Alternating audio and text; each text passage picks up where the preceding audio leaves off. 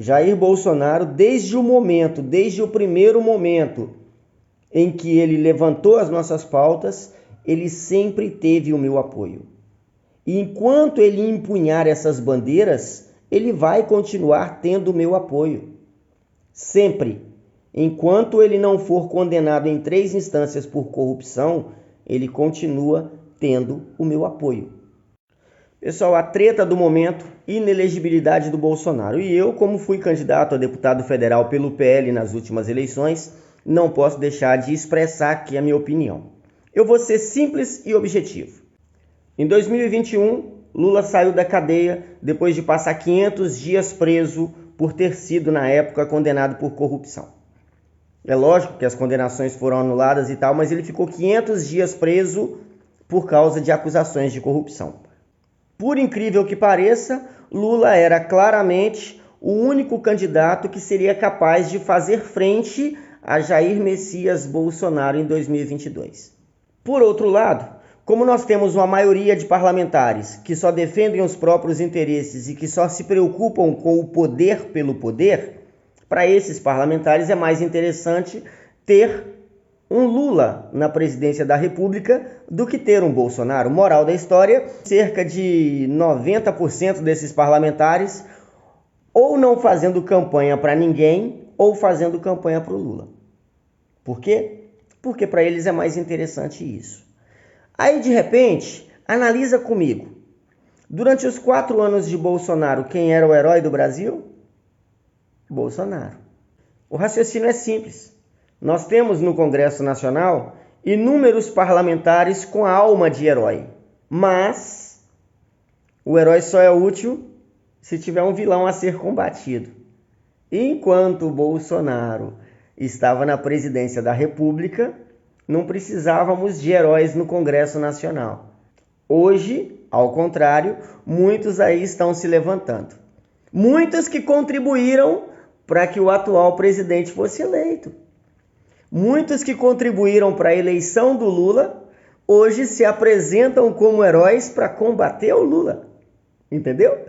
Essa é a realidade. E aí, de repente, retiram do cenário político por 8 anos a única pessoa capaz de fazer frente de fato ao Lula em 2026. De repente você me pergunta, mas o Wellerson, o que vai ser dos conservadores sem Bolsonaro como candidato? Gente, 2014 Bolsonaro não era candidato e nós já éramos contra os políticos corruptos. Nós já combatíamos a corrupção. Nós já éramos totalmente favoráveis à Operação Lava Jato e àquilo que ela representava para a nossa sociedade. Isso em 2014, quando metade do Brasil nem sabia quem era Bolsonaro.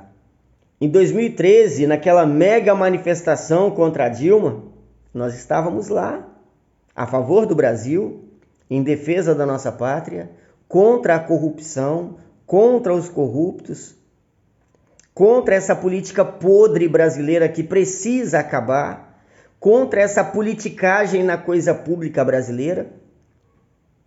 Antes de Bolsonaro aparecer como candidato a presidente, nós já defendíamos cada uma das pautas que vocês viram aí representadas no presidente Bolsonaro.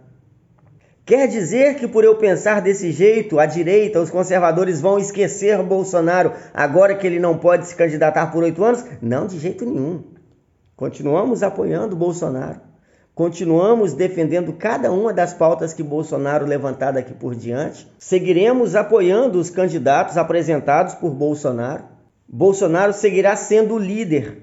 Bolsonaro seguirá sendo aquela mão que aponta o caminho para os conservadores seguirem.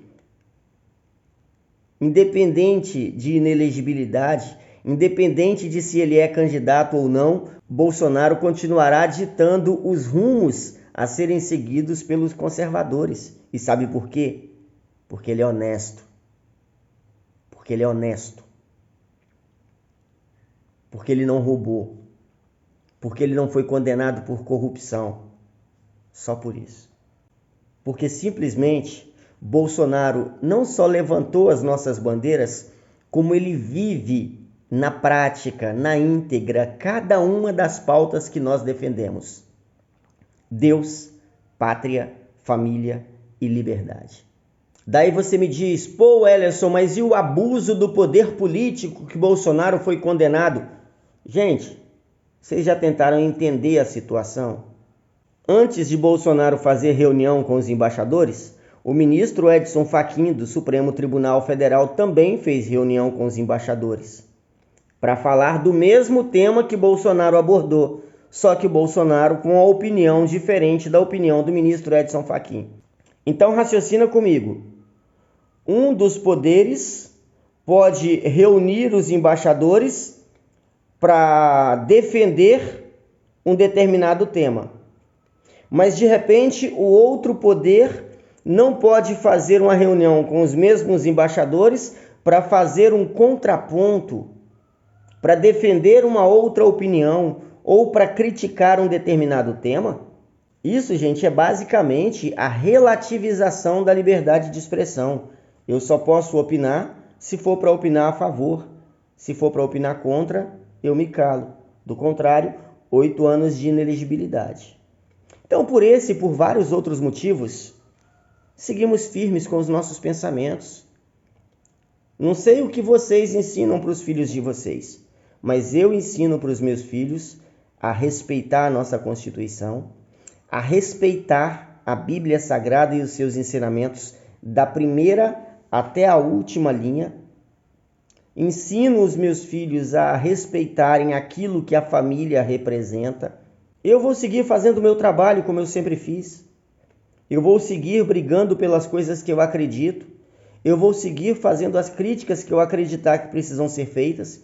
Eu vou seguir fazendo os elogios que eu acreditar que precisam ser feitos. Porque o mundo não acabou com a inelegibilidade de Jair Bolsonaro, não. Jair Bolsonaro, desde o primeiro momento em que ele levantou as nossas pautas, ele sempre teve o meu apoio. E enquanto ele empunhar essas bandeiras, ele vai continuar tendo o meu apoio. Sempre. Enquanto ele não for condenado em 3 instâncias por corrupção, ele continua tendo o meu apoio. Bom, a você que concorda com essas opiniões, seja bem-vindo ao nosso canal. Obrigado por assistir, obrigado por acompanhar. A você que discorda, compreendo você. Compreendo. Mas sei que cedo ou tarde você vai acordar para a vida e eu espero que isso não aconteça tarde demais. Que Deus abençoe você e sua família. Fiquem com Deus.